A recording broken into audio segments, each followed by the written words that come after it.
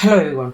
இப்போது இந்த வீடியோவில் நம்ம ஐசிஐசிஐ ஃபைனல் எஸ்சிஎம்பி கேஸ் ஸ்டடிஸோட கேஸ் சினாரியோஸ்ன்னு சொல்லிட்டு ஒரு 12 கேஸ் சினாரியோஸ் கொடுத்துருக்காங்க. அதில் கேஸ் சினாரியோ நம்பர் 3 பார்க்க போகிறோம். இதில் overall lean system and innovation chapter 3ல் இருக்கிற ஒரு மேஜர் இம்பார்ட்டண்ட்டான கான்செப்ட்ஸ் எல்லாத்தையுமே கவர் பண்ணியிருக்காங்க. Such as JIT, kaizen, TQM, அதுக்கப்புறம் 6 சிக்மா, அதுக்கப்புறம் பிஸ்னஸ் ப்ராசஸ் இன்ஜினியரிங். இதெல்லாம் கொஞ்சம் ஷார்ட்டாக ப்ரீஃபாக இதில் எக்ஸ்பிளைன் பண்ணியிருக்காங்க. வாங்க கொஷனை பார்க்கலாம். இப்போது Shakti automobiles limited is a leading battery based e-rickshaw manufacturing firm. இவங்க 3 மாடல்ஸ் வச்சுருக்காங்க. ஒரு 5 இயர்ஸ் பேக்லேருந்தே இந்த கம்பெனி ஆரம்பிச்சாச்சு. அந்த 5 இயர்ஸ் பேக் இவங்க மட்டும்தான் the only manufacturer of such e-rickshaw. அதுக்கப்புறம் பார்த்தீங்கன்னா இவங்களோட காம்பனன்ட்ஸ் எல்லாத்தையுமே, அதாவது இந்த இ-ரிக்ஷாவுக்கு தேவையான ஆல் அசம்பிளி காம்பனன்ட்ஸ் இவங்களே மேனுஃபேக்சர் பண்ணுறாங்க. ஈவன் தோ வெளி மார்க்கெட்டில் இந்த காம்பனன்ட்ஸ்லாம் சீப்பர் ரேட்டில் கிடைச்சாலுமே இவங்களே அதை மேனுஃபேக்சர் பண்ணுறாங்க. So major component of total cost in manufacturing such e-rickshaw is variable in nature. Company was performing well, earning reasonable and enjoyed a large market share up till 2 years ago, majorly due to first mover advantage. So 2 இயர்ஸாக ago வரைக்கும் இவங்க தான் அந்த first only மேனுஃபேக்சர்னால அந்த advantage எல்லாத்தையுமே இவங்க overall market share லார்ஜாக இருந்ததுனால இவங்க அதை அச்சீவ் பண்ணிட்டு இருந்தாங்க. பட் அதுக்கப்புறம் காம்படிஷன் ஜாஸ்தியாக ஆரம்பிச்சது, புது என்ட்ரன்ஸ்லாம் வர ஆரம்பிச்சதுனால மார்க்கெட் கொஞ்சம் டஃப்பாக ஆரம்பிச்சது, எக்கனாமிக் கண்டிஷன்ஸும் பெருசாக ஆரம்பிச்சது. இவங்களோட மார்க்கெட் ஷேர் கம்மியாகிட்டே இருந்தது. ஏன்னா புது காம்படிட்டர்ஸ் ஆகும்போது ஆட்டோமேட்டிக்காக கரண்ட் காம்படிட்டர்ஸோட மார்க்கெட் ஷேர் கம்மியாகிடும். இவங்களோட ப்ராஃபிட்ஸும் டிக்ளைன் ஆக ஆரம்பிச்சது. இதுக்கப்புறம் என்ன ஆச்சுன்னா, if no major steps are taken then company may can innovate in a year to come. இன்னும் மேஜர் ஸ்டெப்ஸ் எடுக்காமல் காஸ்ட்டை கம்மி பண்ணாமல் இவங்க ப்ராஃபிட் கம்மியாகிட்டே இருந்ததுன்னா பேங்க்ரப்சி ஆகிறதுக்கு வாய்ப்பு இருக்குது. Next, mister Pillai CEO attend some workshop last week where he learnt about the system of lean management and techniques of cost management. இவங்க ஒர்க் ஷாப் அட்டெண்ட் பண்ணதுனால அதில் லீன் மேனேஜ்மெண்ட்டும் டெக்னிக்ஸ் ஆஃப் காஸ்ட் மேனேஜ்மெண்ட்டும் கற்றுட்டு வந்திருக்காரு. He asked Mr. Reddy, Chief Management Accountant, to report on underlying reasons behind current performance with available set of possible solutions.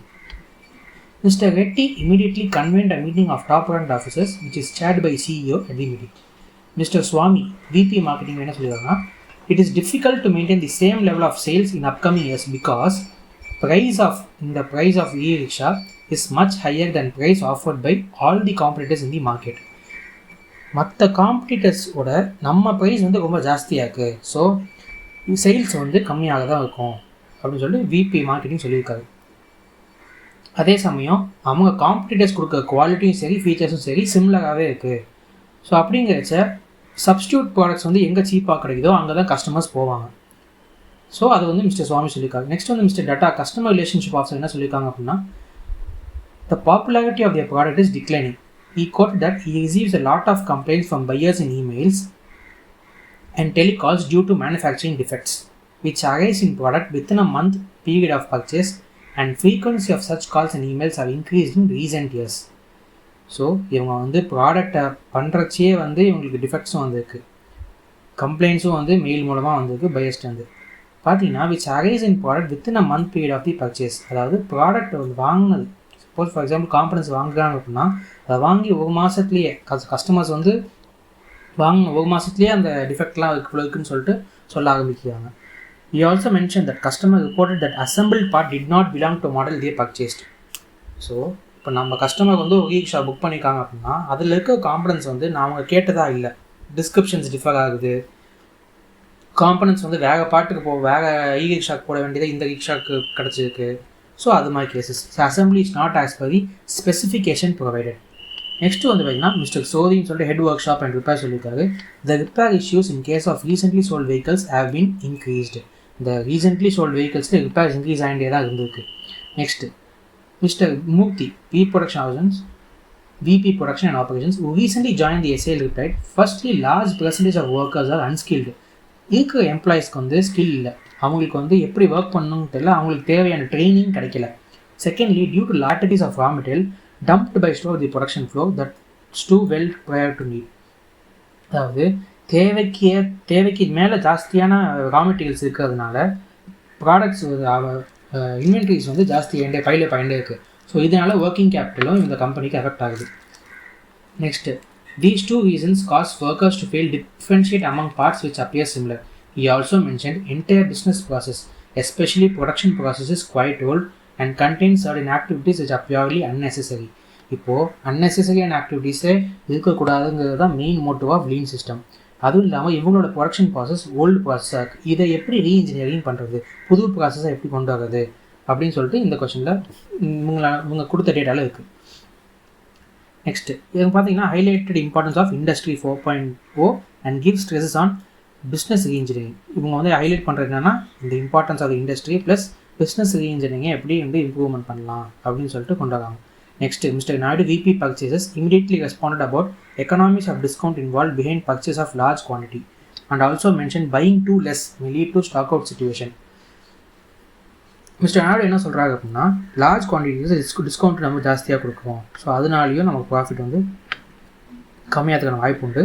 Next ரொம்ப கம்மியாக இருக்குது ஸ்டாக் வந்து நிறையா வாங்கி போட்டுக்கோன்னு சொல்கிறீங்க, பட் அதே சமயம் ஸ்டாக்கு கம்மியாக போட்டாலும் ஸ்டாக் அவுட் லீடு சுச்சுவேஷன் அமையும் அப்படின்னு சொல்லிட்டு சொல்கிறாங்க. ஸோ நெக்ஸ்ட்டு வந்து required. You are also presented at meeting as a deputy to Mr. Reddy. Post meeting you came back and started working. So வந்து ஒரு டிராஃப்ட் ரிப்போர்ட் மாதிரி கேட்குறாங்க. இப்போ சிஇஓட்ட வந்து நம்ம எம்ப்ளாயிட்ட சொல்லி நீ ஒரு டிராஃப்ட் ரிப்போர்ட் ப்ரிப்பேர் பண்ணி கொடு, என்னென்ன இந்த பேஸ்ட் ஆன் தி டேட்டா எப்படிலாம் நம்ம வந்து சஜஷன்ஸ் கொடுக்கலாம் அப்படின்னு சொல்லிட்டு கேட்குறாங்க.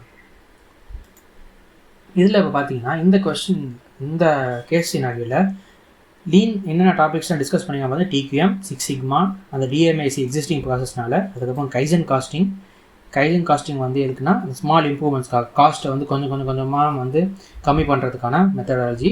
அதுக்கப்புறம் வந்து ஜஸ்ட் இன் டைம் ஃபுல் சிஸ்டம்காக அந்த ஸ்டாக் அவுட்லாம் சுச்சுவேஷனில் இருக்குது, இன்வென்ட்ரிலாம் ஜாஸ்தியாக்குன்னு சொல்லியிருக்காங்கல்ல அதுக்காக. அதுக்கப்புறம் வந்து வேல்யூ அனாலிசிஸ், எதெல்லாம் வேல்யூ ஆடிஷனை மட்டும் ஆட் பண்ணணும், அன்னெசரி ஐட்டம்ஸில் எப்படி நான் வேல்யூ ஆடிங் ஐட்டம்ஸ் வந்து எப்படி ரிமூவ் பண்ணணுங்கிறத இதில் பார்ப்போம். நெக்ஸ்ட் வந்து ப்ராசஸ் இனோவேஷன் அண்ட் டிபிஆர், என்னென்ன புதுசான ப்ராசஸை வந்து நம்ம கொண்டு வரலாம், இனோவேட் பண்ணி கொண்டு வரலாம். அதுக்கப்புறம் வந்து பிஸ்னஸ் ப்ராசஸ் இன்ஜினியரிங், ஆல்ரெடி இருக்கிற பிஸ்னஸ் எக்ஸிஸ்டிங் ப்ராசஸ்லேயே வந்து எப்படி நம்ம ரீஇன்ஜினியரிங் பண்ணலாம், பேசிக்லேருந்து எப்படி நம்ம ரீஇன்ஜினியரிங் கொண்டு போக முடியும், ஃபண்டமெண்டலாக எப்படி ரீதிங்க் பண்ணி கொண்டு போக முடியும், இதுலேருந்து எப்படி நம்ம ட்ராமாட்டிக்காக இம்ப்ரூவ்மெண்ட் கொண்டு வரோம், அதை பிபிஆரில் நம்ம பார்க்கலாம். ஓகேங்களா, இப்போ சொல்யூஷனுக்கு வராங்க. இப்போது report on underlying reasons behind current performance and lean management cost management tools, இதுதான் ரிப்போர்ட். என்ன ரீசன்ஸ், அண்டர்லைங் ரீசன்ஸ் என்ன, எதனால் இவ்வளோ பிரச்சனைகள் வந்திருக்கு அப்படிங்கிறத ஃபஸ்ட் லிஸ்ட் அவுட் பண்ணுறாங்க. நெக்ஸ்ட் வந்து first reason behind week financial performance is highlighted, that is ப்ரைஸை பற்றி நம்ம பார்த்தோம். ப்ரைஸ் வந்து காம்படிட்டர்ஸோட நம்ம அதிகமாக சார்ஜ் பண்ணுறோம். இப்போ ரீசெண்டாக வந்து காம்படிட்டர்ஸ்லாம் வந்து என்ன பண்ணியிருக்காங்க, அவங்க ஸ்ட்ராட்டஜி யூஸ் பண்ணி பிஸ்னஸில் வந்து உள்ளே கொண்டு வரதுக்காக ப்ரைஸை அவங்க கம்மி பண்ணி விற்க ஆரம்பிச்சிருக்காங்க. பட் நம்ம வந்து ஆல்ரெடி இருந்திருக்கோம், நமக்கு வந்து காஸ்ட் நிறைய இன்க்ரீஸ் ஆகிருக்கிறதுனால நம்ம ப்ரைஸை வந்து கம்மி பண்ணவே கிடையாது. ஸோ நம்மளோட மெயின் காம்பனண்ட்டை ப்ரொடியூஸ் பண்ணுற காஸ்ட்டே வந்து நமக்கு அதிகமாக இருக்குது. ஏன்னா நம்ம என்ன பண்ணுறோம், காம்பனன்ட்ஸை வந்து வெளியில் சீப்பாக இருந்தாலுமே நம்மளே ப்ரொடியூஸ் பண்ணுறோம். ஸோ நம்ம இன்ஹவுஸாக ப்ரொடியூஸ் பண்ணுறச்ச நம்மளோட காஸ்ட் வந்து ஜாஸ்தியாக இருக்குது. நம்ம சீப்பாக வெளியில் மார்க்கெட்டில் கிடைக்கும் போது அதை வாங்காமல் நம்ம உள்ளுக்குள்ளேயே மேனுஃபேக்சர் பண்ணுறதால நம்மளோட main actual product cost of the product வந்து இன்க்ரீஸ் ஆகிருக்கு. So which leads to the increase in selling price. ஓகேவா, நெக்ஸ்ட் வந்து ஸோ இதுக்கு இந்த ப்ரைஸுக்கு நம்ம என்ன கொண்டு வரலாம், டார்கெட் காஸ்டிங்னு என்னென்னா நம்ம முன்னாடியே வந்து ஒரு ப்ரோஆக்டிவாக நம்ம இவ்வளோ தான் காஸ்ட் இன்கர் ஆக போகுதுங்கிறது ஒரு பட்ஜெட் போட்டிருக்கோம். டிசைன்லாம் ப்ராடக்ட் டிசைன் ப்ரொடக்ஷன் ஆரம்பிக்கிறதுக்கு முன்னாடியே இவ்வளோ தான் நமக்கு ப்ராஃபிட் மார்ஜின் தேவை, இவ்வளோ தான் நம்ம காம்பனன்ட்ஸ்க்கு காஸ்ட் ஆகும், இவ்வளோ தான் நம்ம ஓவர் ஹெட் எக்ஸ்பென்சஸ் இருக்குது, அட்மின் எக்ஸ்பென்சஸ் இவ்வளோ ஆகும். ஸோ இதெல்லாம் வந்து முன்னாடியே வந்து நம்ம பட்ஜெட் பேஸ் பண்ணி ப்ரீவியஸ் ரெக்கார்டிங்ஸை பேஸ் பண்ணி நம்ம ரெக்கார்ட் பண்ணி வச்சுக்குவோம். அதுக்கப்புறம் தான் வந்துட்டு நம்ம ப்ராஃபிட் மார்ஜின் செல்லிங் ப்ரைஸை பேஸ் பண்ணி டார்கெட் காஸ்ட்டுன்னு சொல்லிட்டு ஒன்று கொண்டு வரும். டார்கெட் காஸ்ட்டுங்கிறது நம்ம டிசைன் ப்ரொடியூஸ் பண்ணுறதுக்கு முன்னாடியே தெரியுங்கிறதுனால ஸோ அதை பேஸ் பண்ணி நம்ம அதுக்கு அந்த லெவலுக்கு ஏற்ற மாதிரி நம்ம டிசைனை ரெடி பண்ணுவோம். ஏன்னா முன்னாடியே உங்களுக்கு காஸ்ட் தெரிஞ்சிருச்சு அப்படின்னா அந்த டிசைனுக்கு உண்டான தேவையான பொருள்லாம் வந்து அந்த காஸ்ட்டுக்கு ஏற்ற மாதிரி நம்ம வாங்கி வச்சுப்போம். பட் நம்ம முன்னாடியே இந்த காஸ்ட் பட்ஜெட் பண்ணல அப்படின்னா நம்ம இது வாங்கலாம் அதை வாங்கலாம்னு சொல்லிட்டு போவோம். சூப்பர் மார்க்கெட் போவோம்னா என்ன தேவையோ தேவையில்லாத ஐட்டம் எல்லாத்தையும் வாங்குவோம். ஸோ அது வந்து நம்மளோட காஸ்ட்டை தான் இன்க்ரீஸ் பண்ணும். ஸோ முன்னாடியே போகும்போது இந்த ஐட்டம் தான் வாங்கணும்னு சொல்லிட்டு கரெக்டாக அந்த செக்ஷனுக்கு போய் வாங்கினோம்னா நம்மளோட காஸ்ட் வந்து கம்மியாகும். ஸோ அது வந்து ஒரு எக்ஸாம்பிள் மாதிரி. டார்கெட் காஸ்டிங்கிறது ஒரு cost management technique which can be applied since market condition are stiff and bargaining power of customers is high. ஏன்னா சப்ஸ்டியூட் ப்ராடக்ட்ஸ் வந்து நிறையா இருக்குது, நிறைய காம்படிஷன் இருக்கிறதுனால கஸ்டமர் வந்து எங்கே விலை கம்மியாகும் அங்கே தான் போவாங்க. due to multiple competitors, and these competitors are selling product at a price lesser than the price offered by SAL. Hence, price offered by such vendors should be considered as target price. Competitors என்ன விற்கிறாங்களோ அதை வந்து நம்ம target ப்ரைஸாக வச்சுட்டு நம்மளோட ப்ராஃபிட்டை வந்து reduce பண்ணிட்டோம் அப்படின்னா இதுலேருந்து நம்ம டார்கெட் காஸ்ட்டை ஐடென்டிஃபை பண்ணிடலாம். ஸோ ஃபார் எக்ஸாம்பிள் இப்போ கூடவே இருக்க காம்படிட்டர் வந்து 50 ரூபாய்க்கு நம்ம செல்லிங் ப்ரைஸ் விற்கிறோம் அப்படின்னா அவன் 40 ரூபாய்க்கு தான் விற்கிறான். அவன் எப்படி 40 ரூபாய்க்கு விற்கிறாங்கிறத நம்ம ஒரு பேக் ட்ராக்கிங் பண்ணணும். அவனோட ப்ராடக்ட்டை வாங்கி பார்த்து அவன் வந்து இதுலேருந்து ஒரு ரிவர்ஸ் கேல்குலேஷன் பண்ணி எப்படி இவன் காஸ்ட் இன்கர் பண்ணியிருப்பான், எப்படி இவனோட ப்ராஃபிட் பர்சன்டேஜ் இதுக்கு 40 ரூபாய்க்குள்ளேயே வருது அப்படிங்கிறத நம்ம கால்குலேட் பண்ணி பார்க்கணும். அதுதான் டார்கெட் காஸ்டிங்கோட மெயின் ஃபீச்சரு. ஸோ பார்த்து டார்கெட் நம்மளோட பர்சன்டேஜ் ஆஃப் மார்ஜின், நம்ம ப்ராஃபிட் மார்ஜின் எவ்வளவோ அந்த ப்ரைஸ்லேருந்து, ஃபார் எக்ஸாம்பிள் அவன் 40 rupees வச்சுருக்கான். ஸோ நம்ம வந்து கொஞ்சம் ப்ராஃபிட் மார்ஜினை குறைச்சா தான் நம்மளும் 40 கிலோ கொண்டு வர முடியும்னு சொல்லிட்டு அதை மைனஸ் பண்ணிட்டு தான் டார்கெட் காஸ்ட்டை ஐடென்டிஃபை பண்ணுவோம். நெக்ஸ்ட் வந்து production operation facilities along with the product need to be reengineered to achieve the target cost. நம்மளோட ஆப்ரேஷன்ஸு, நம்மளோட ப்ரொடக்ஷன் மெத்தடாலஜிஸு, நம்ம யூஸ் பண்ணுற மிஷின்ஸு, நம்ம சப்ளைக்கு கொடுக்குற காசு எல்லாமே இதில் இன்க்ளூட் ஆகும். ஏன்னா நம்ம இந்த ப்ராடக்ட்டை பண்ணுறதுக்கு நம்ம காசு வெளில போகும் சரியா. ஸோ அந்த காசு வெளில போகச்சு நம்ம அந்த ப்ராடக்ட்டுக்கு செலவாக எல்லா காசையுமே நம்ம டார்கெட் காஸ்ட்டில் இன்க்ளூட் பண்ணணும். ஸோ இது எல்லாத்தையுமே இன்க்ளூட் பண்ணி ப்ராஃபிட் பர்சன்டேஜ் மெயின் செல்லிங் ப்ரைஸை மைனஸ் பண்ணி கொண்டு வரதான் டார்கெட் காஸ்ட். டார்கெட் காஸ்ட் வந்து உங்களுக்கு காஸ்ட்டை வந்து காஸ்ட் மேனேஜ்மெண்ட் டெக்னிக் மாதிரி உங்களுக்கு வந்து எவ்வளோ காஸ்ட்டை கம்மி பண்ணுறோமோ அவ்வளோ செலவு வந்து உங்களுக்கு கம்மி. அதே சமயம் உங்களுக்கு செலவு கம்மியாச்சுன்னா செல்லிங் ப்ரைஸும் நீங்கள் ஒரு நார்மல் ப்ரைஸுக்கு கொண்டு வரலாம், கஸ்டமர்ஸும் உங்களுக்கு வர வாய்ப்பு ஜாஸ்தி. நெக்ஸ்ட்டு செகண்ட் ரீசன் பார்த்தீங்க அப்படின்னா is that SAL manufactures all assembly components themselves. அவங்களே வந்து காம்பனன்ட்ஸை இப்போ மேனுஃபேக்சர் பண்ணுறாங்க. Even though it is available at cheaper rate in the market. Relevant cost of both make or buy needs to be compared. இப்போது இவங்க make or by என்னன்னா இவங்க இன்னோஸாகவே பண்ணலாமா இல்லை மார்க்கெட்டில் பை பண்ணலாமாங்கிறதுக்கான கால்குலேஷனை இவங்க போட்டாகணும். As mentioned, that major component of total cost in manufacturing such e-rickshaw is variable in nature. Hence, such major component of cost can be controlled if SA buy all the components instead of making them. So இவங்க என்ன சொல்கிறாங்க அப்படின்னா இந்த மேக்கா 11 டிசிஷனை make பண்ணி நம்ம வெளியிலேருந்து வாங்கினா தான் நமக்கு சீப்புன்னு தெரிஞ்சுது அதுதான் டிசிஷன் அப்படின்னா அது பண்ணுறது தான் நல்ல ஒரு choice. So only those products need to be made in-house whose variable cost of manufacturing less than the market price and vice versa. ஓகேங்களா? இப்போது நம்ம இன்ஹவுஸ்லேயே பண்ணால் அந்த காஸ்ட் ப்ராடக்ட் லெஸ்ஸாக தான் இருக்குது அப்படின்னா நம்ம இன்ஹவுஸ் பண்ணலாம். பட் கம்பேர் பண்ணி பார்க்கணும். இன்ஹவுஸில் பண்ணுறச்ச 10 ரூபா காஸ்ட் ஆகுது, பட் இதே நம்ம சீப்பாக மார்க்கெட்டில் வாங்கினோன்னா 8 ரூபாய்க்கு வருது அப்படின்னா ஸோ அதை நம்ம 8 ரூபாய்க்கு வாங்கிக்கலாம். அது ஒன்று. நெக்ஸ்ட் வந்து third and major reason is popularity of the product is declining. This is evident from declining in market share and lot of complaints. So market share கம்மி ஆகிருக்கு because of the complaints from the buyers and manufacturing defectsனால வர கால்ஸ்னால. Since these defects arise in a product within the month of purchase, hence product needs to be looked at. So purchase வாங்கின ஒரு மாதத்துலேயே அவங்க defect சொல்கிறாங்கன்னா நம்ம இதை பார்த்து அவன் என்னன்ட்டு. So first, further, some of cases customer reported that assembled part is not belonging to the model they purchased. Hence, quality is needed to be ensured in the product delivered. ஸ்பெசிஃபிகேஷனுக்கு ஏற்ற மாதிரி இல்லை, நாங்கள் கேட்ட மாடல் கிடைக்கல அப்படிங்கிறச்ச. இப்போ ஃப்ளிப்கார்ட்லாம் பார்த்தீங்கன்னா iPhone order பண்ணியிருந்தேன், but ஆனால் எனக்கு கிடச்சது வந்து வேகனமோ வெறும் எம்டி டப்பா கிடச்சிருக்கு. நாய்ஸ் இயர்ஃபோன்ஸ் ஒன்று ஆர்டர் பண்ணேன், பட் எம்டி டப்பா கிடச்சிருக்கு. ஸோ இது மாதிரி சம் பேக்கிங்கில் மிஸ்டேக் நடந்துருக்கலாம், இல்லை வந்து கஸ்டமருக்கு வந்து அவங்க மிஸ் பண்ணியிருக்கலாம், ஏதாவது டெலிவரி பண்ணுறச்சே மிஸ் ஆகிருக்கும். ஸோ இது மாதிரி நிறையா ஆல்டர்னேட்டிவ்ஸ் இருக்குது இந்த விஷயத்துலேயே. ஸோ அதை எப்படி இவங்க ரெஸ்கியூ பண்ணுறாங்கன்றதான் பார்க்க போகிறோம். One way to look at quality is conformance to the need of customer. Good quality. So to ensure the same, total productivity management or total quality management supported by Six Sigma need to be applied as a part of Lean system management. Total quality management na defect free. Total productivity management அப்படின்னா எக்யூப்மெண்ட்டை maintain பண்ணுறது, equipment வந்து எவ்வளோ ப்ரொடக்டிவிட்டியாக இருக்குது அதுதான் total productivity management and total quality management. Total quality management is the management of the entire process, including planning and process to meet the customer's requirements. Analysis can be used in order to achieve improved quality.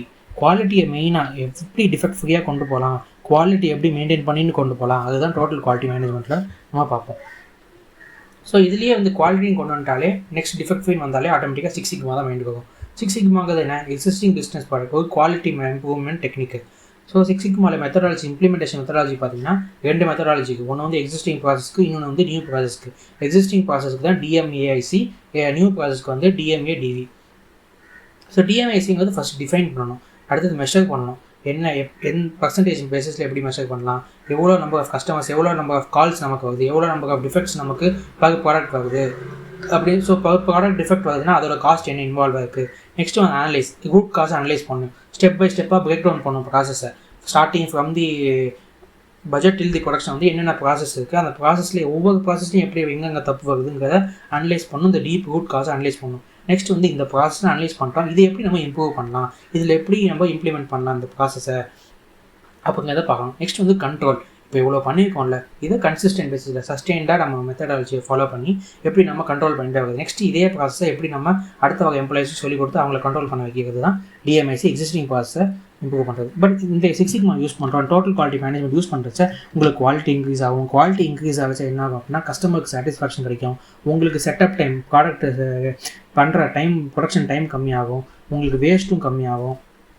ஏன்னா defect ஃப்ரீனா ஆட்டோமேட்டிக்காக உங்களுக்கு waste கம்மியாகிடும். Inspection conduct பண்ணுறது, appraisal cost வந்து calculate பண்ணுறது, for example ஒரு quality review conduct பண்ணுறது, customers வந்து ஒரு ரேட்டிங் கண்டக்ட் பண்ணுறது, இது எல்லாமே உங்களுக்கு குட் காஸ்ட் ஆஃப் குட் குவாலிட்டியில் கொண்டு வந்துடும். ஓகேயா. இப்போது நெக்ஸ்ட்டு 4th ரீசன் என்ன சொல்லியிருக்காங்க அப்படின்னா large percentage of the workers are unskill. Requisite training இல்லை, இவங்களுக்கான தேவையான ட்ரைனிங் இல்லை, இவங்களுக்கு ஒரு ப்ராடக்ட் எப்படி ஹேண்டில் பண்ணணுங்கிற ட்ரைனிங் இல்லை. ஒரு வந்து இண்டக்ஷன் ப்ரோக்ராம் இல்லை, ஒரு எம்ப்ளாயி உள்ளே வரானா அவங்களுக்கு இந்த கம்பெனியை பற்றி என்னன்னே தெரியல, ஏதோ வந்திருக்கான் வேலை பார்த்தா இன்ஜினியரை பற்றி கொஞ்சம் தெரியுங்கிறதுனால வேலைக்கு சேர்த்தோம், அப்படி கிடையாது. உள்ளே வந்தோடனே இந்த கம்பெனியோட பேசிஸ் என்ன, இந்த ப்ராடக்ட் பண்ணணும்னா இதுக்கான மெயின் என்னன்னு சொல்லிட்டு ஒரு இண்டக்ஷன் ப்ரோக்ராம் இல்லை, ஒரு ரெக்விசிட் ட்ரைனிங் இல்லை அப்படின்னா அந்த ப்ராடக்ட் வந்து அவன் பண்ணுறச்ச ஒரு இன்ட்ரெஸ்ட்டோட பண்ண மாட்டான். ஸோ ஒரு எம்ப்ளாயியோட இன்வால்மெண்ட் இல்லாமல் ஒரு வேலை நடந்ததுன்னா அது வந்து ஒரு முழுமையான ஒரு சாட்டிஸ்ஃபேக்ஷன் இருக்காது அந்த ப்ராடக்ட் பண்ணதுக்கான இதுவே. So that will lead to the overall company going down. So through kaizen workers, kaizen காஸ்டிங்கில் என்ன அப்படின்னா small continuous improvement, change for good. Kaizen workers should be involve into improvement of the existing process. கைசனோட main motive வந்து ஒர்க்கர்ஸோட feedback வாங்குறது, ஒர்க்கர்ஸோட involvement வந்து பண்ணுறது தான் வந்து இந்த கைசன் காஸ்டிங். இது வந்து பார்த்தா சின்ன problem, small problems, address the small problems R improve a process. ஓகேயா. Next, 5th and second major reason is the large amount and categories of raw materials dumped to this production floor. That's too well prior to need. தேவைக்கு ஏற்ற மாதிரி முன்னாடியே இவ்வளோத்துக்கு வந்துருச்சு அப்படின்னு சொல்கிறாங்க. So this is the reason may be a root cause. One of the complaint by customer that assembled part is not belonging to the model they purchased. இதில் வந்து எப்படின்னா இப்போது நிறைய இன்வென்ட்ரி வாங்கி போட்டுறாங்க, தேவைக்கு ஏற்றதை விட ஜாஸ்தியாகவே இருக்குது. அப்படிங்கிறச்ச நம்ம ஜஸ்ட் இன் டைமை இன்ட்ரடியூஸ் பண்ணலாம். ஜஸ்ட் இன் டைம்னா என்ன, ஒரு கம்பெனிஸ் ப்ரொடக்ஷன் ப்ராசஸை வந்து ஸ்ட்ரீம்லைன் பண்ணுற ஒரு ஆக்டிவிட்டி. இதில் வந்து வேஸ்ட் எல்லாத்தையுமே நம்ம வெளில தூக்கி போட்டுருவோம். புல் சிஸ்டம்னா தேவைக்கு ஏற்ற மாதிரி, அதாவது ஒரு டிமாண்டு வரைச்ச எப்போ அந்த டிமாண்டு வருதோ அப்போ தான் வந்து அந்த ப்ராடக்ட் நம்ம வாங்கி பண்ண ஆரம்பிப்போம். இதுக்கு உண்டான இன்ஸ்பெக்ஷன் டைம், சப்ளையர்கிட்ட வந்து நம்ம இருக்க ரிலேஷன்ஷிப்பு, அதுக்கப்புறமேட்டு வந்து சப்ளையர் வந்து நம்ம ப்ராடக்டை வந்து எக்ஸாக்ட் டைமுக்கும் எக்ஸாக்ட் பிளேஸ்லேயும் வந்து டெலிவர் பண்ணுறதுக்கு உண்டான எல்லா முன்னாடியே வந்து இதெல்லாம் வந்து நம்ம பார்த்து வச்சிடணும். ஏன்னா அந்த இப்போ ரேட்டிங் வந்து ஃபுல் சிஸ்டம், உனக்கு டிமாண்ட் வச்சா டக்குன்னு நீ ரெடியாக வச்சுக்கணும் அந்த ப்ராடக்ட்டை.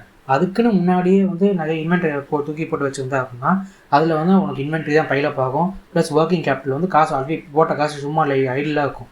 ஸோ அது வந்து ஒரு வேஸ்ட் இது.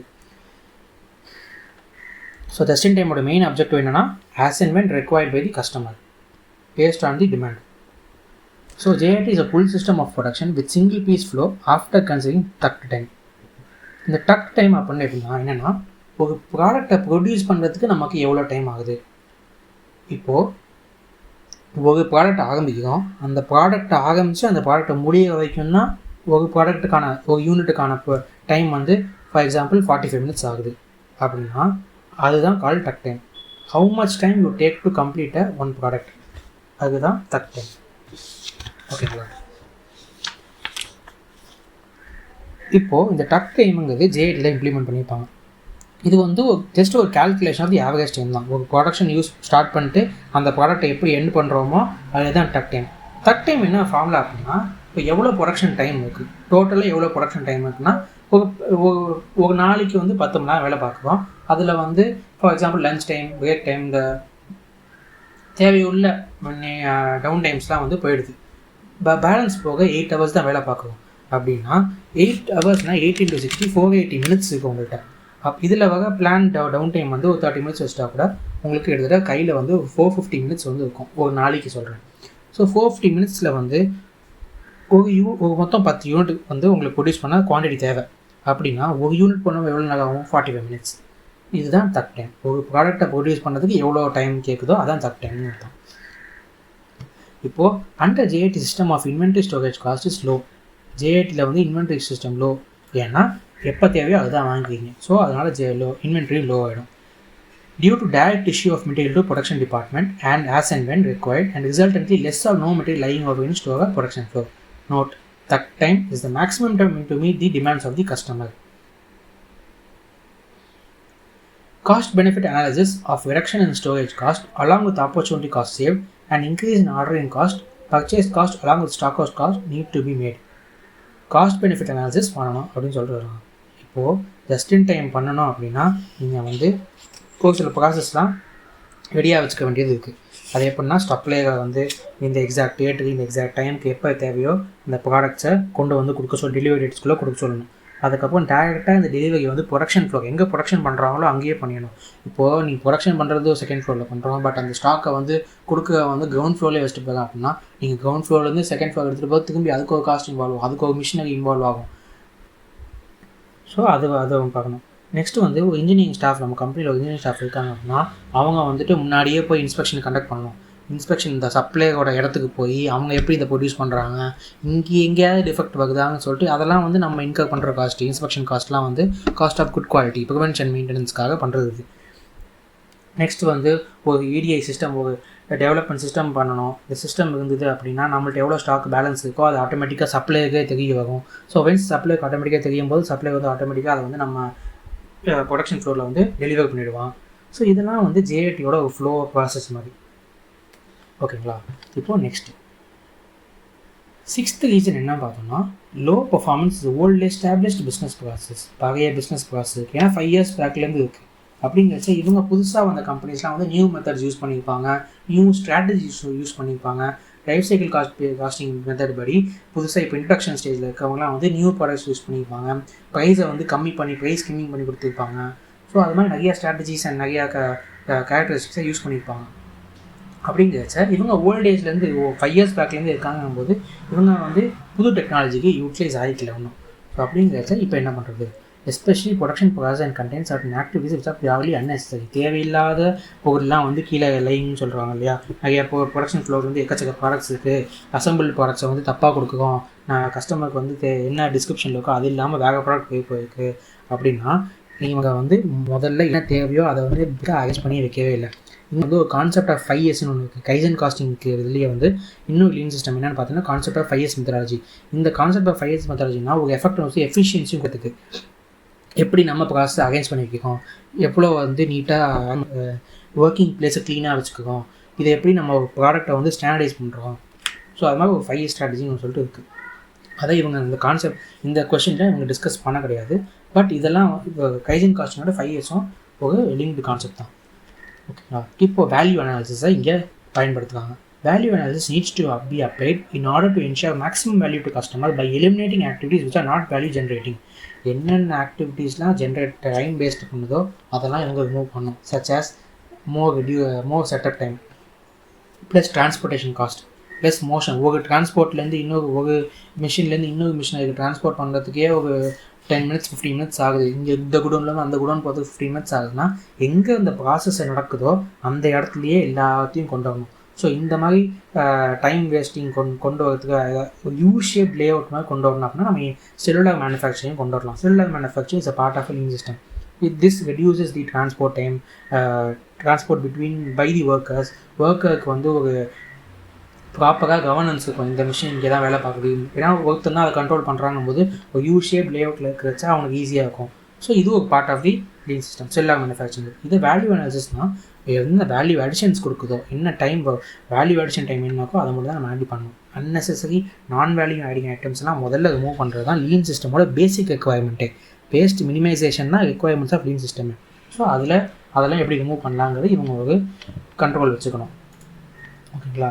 இப்போது next process innovation and business process re-engineering. Process innovation அப்படின்னா ஒரு புதுசாக என்ன ப்ராசஸை இமேட் பண்ணி கொண்டு வரலாம், என்னென்ன ப்ராசஸ்லாம் வந்து ஆல்ரெடி இல்லை, சிக்னிஃபிகண்ட்டாக என்னென்ன இம்ப்ரூவ்மெண்ட்ஸ் தேவை. ஃபார் எக்ஸாம்பிள் இப்போ டெலிவரி மெத்தடு, சப்ளை வந்து டெலிவரி பண்ணுறது மெத்தடுக்கு வந்து இவங்க சப்ளை செயின் மேனேஜ்மெண்ட்டே இவங்க வந்து கொண்டே வரல அப்படின்னா புதுசாக எப்படி சப்ளை செயினை உள்ளே கொண்டு வரலாம், ஒரு புது சப்ளை எப்படி கொண்டு வரலாம், ஸோ அந்த சப்ளை வந்து நம்மளோட தேவைக்கு ஏற்ற மாதிரி டக்குன்னு வந்து கொடுக்க வேணாங்கிறத எப்படி நம்ம இம்ப்ரூவ் பண்ணி கொண்டு வரலாம் அப்படிங்கிறது இதை பார்க்கலாம். நெக்ஸ்ட் வந்து பிஸ்னஸ் ப்ராசஸ் ரீஇன்ஜினியரிங் அப்படின்னா எக்ஸிஸ்டிங் ப்ராசஸை எப்படி நம்ம பேஸ்லேருந்து சேஞ்ச் பண்ணி இதில் எப்படி நம்ம டெமேட்டிக்கலாக இம்ப்ரூவ்மெண்ட்ஸ் கொண்டு வந்து ப்ராசஸ் எல்லாம் வந்து இம்ப்ரூவ் பண்ண முடியுங்கிறது தான் பிஸ்னஸ் ப்ராசஸ் ரீஇன்ஜினியரிங். ஓகேங்களா?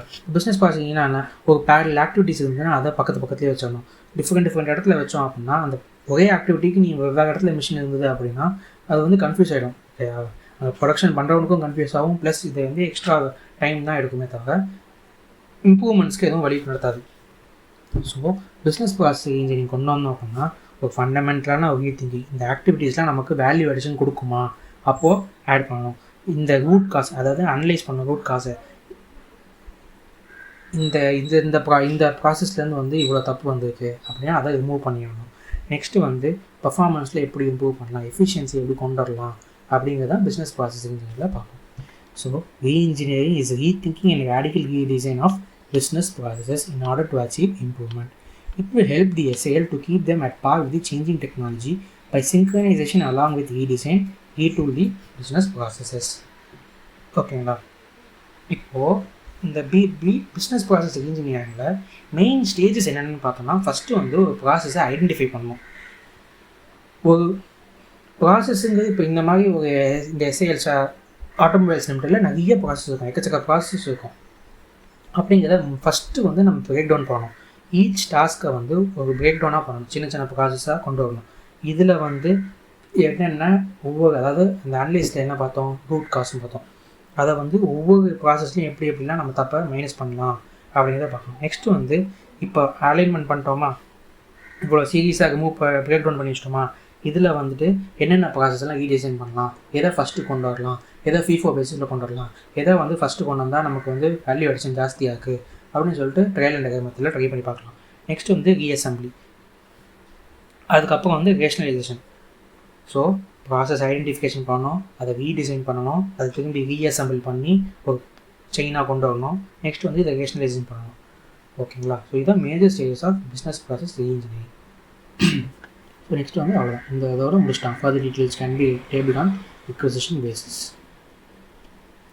ஸோ இதில் வந்து என்ன பார்த்துக்கோம் அப்படின்னா டார்கெட் காஸ்டிங், காஸ்ட் எப்படி மேனேஜ் பண்ணுறது, நெக்ஸ்ட்டு வந்து இன்ஹவுஸ்லேயே ப்ரொடியூஸ் பண்ணலாமா இல்லை வெளியில் மார்க்கெட்லேருந்து வாங்கலாமா, எது சீப்பாக இருக்கோ அதை வந்து மெயின் மோட்டிவாக வச்சு பண்ணணும்.